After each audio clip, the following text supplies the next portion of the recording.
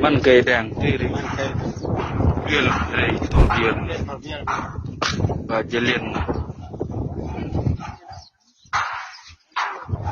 Well, the escalation of tensions in South Sudan is getting to critical levels.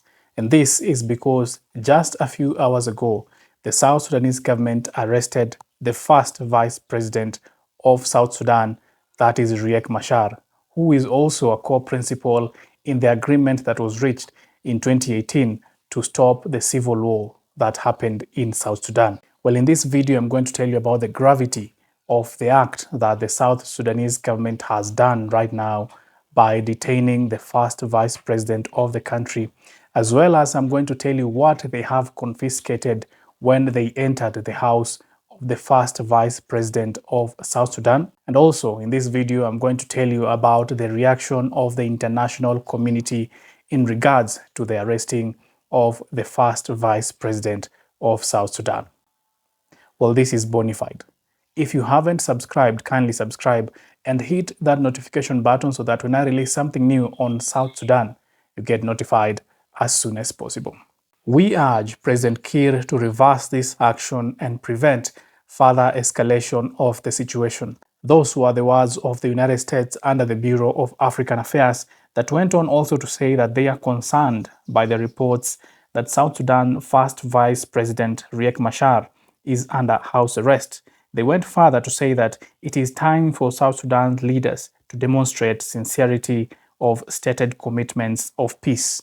It is out in public, even confirmed by the spokesperson of Riek Machar, the first vice president of South Sudan, that Riek Machar is indeed under house arrest. Now, the entire framework of the revitalized agreement that was signed in 2018 to stop the civil war in South Sudan has been fragile, and the signs are showing right now as we can see the different forces coming up to fight against each other in different parts of the country. In fact, there have been fightings just outside Juba as reported earlier this morning because of these tensions that are rising in the country, and the situation is slowly getting out of control. Now, the government of the day is accusing the opposition, the main opposition party, that is SPLA-IO, of the conflict that happened in Nasir County, where the White Army took up arms against the UN forces and some of the South Sudanese People Defense Forces. And this is now what the South Sudanese government is saying, that they are accusing Riek Machar of calling the White Army to do that particular atrocity. And Riek Machar is coming out to say that my party was not involved in that particular onslaught and that you are simply targeting us for other reasons. They are saying that the government is going against the revitalized agreement by dismissing Riek Machar, and that Riek Machar is indeed the commander-in-chief of the forces that are in SPLM-IO. Now, it is also important to note that Riek Machar had not been living in Juba for quite some time because of his security, and he was advised by his generals that he should not go and live in Juba because, of course, Juba is controlled heavily by the government, and there are government forces around Juba that could attack him at any time.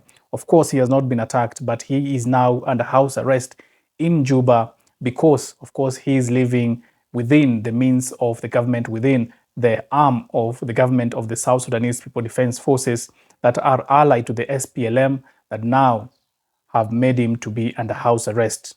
And it is also reported that these security officials of the South Sudanese People Defense Forces went on to confiscate phones and laptops of the South Sudanese first Vice President Riek Machar to go and analyze his communications, his history of communications, who he has been talking to, and what they have been planning, if anything, that could be associated with the conflict in Nasir County. And beyond just the confiscating of phones and laptops belonging to the first vice president, secretaries, spokesperson, and other staff that were working in the residence and in the office of the first vice president have also been forcefully arrested by the South Sudanese People Defense Forces.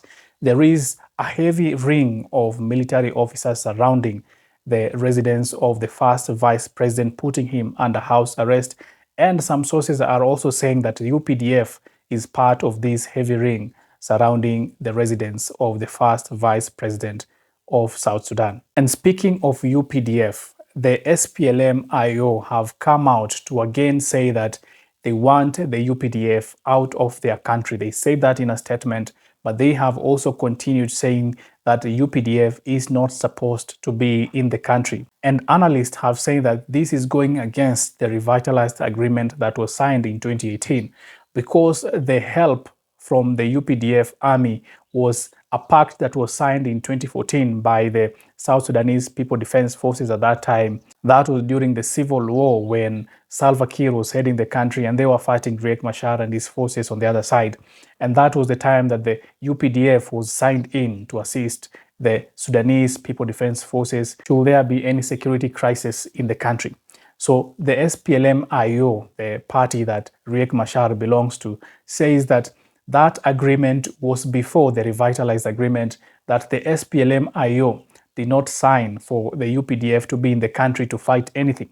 That is the reason they are giving. They're saying that this is going against the revitalized agreement, that the UPDF should not be in the country. This matter should be resolved by the South Sudanese people only. And the international community has been responding to the crisis in South Sudan. The UK released a statement noting that due to the growing political tensions and the risk of increased insecurity, the British Embassy in Juba has temporarily reduced its staff numbers. The embassy in Juba remains open and the ambassador continues to work in Juba with the remaining staff. The United Kingdom is strongly urging South Sudan leaders to use their influence to urgently de-escalate the situation and prevent further violence. The Foreign, Commonwealth and Development Office continues to advise against all travel to South Sudan. If you choose to remain in South Sudan, you do so at your own risk. British nationals should continue to monitor South Sudan travel advice. Well, that is the communique that has been given by the UK regarding this situation. Also important to note that the US has also reduced its staff working in the embassy in Juba, as well as Germany and Norway have since closed their embassies in South Sudan. Well, I will keep following the developing story in South Sudan in regards to the crisis and the arrest of the first vice president and the co-principal in the revitalized agreement. Keep it bona fide.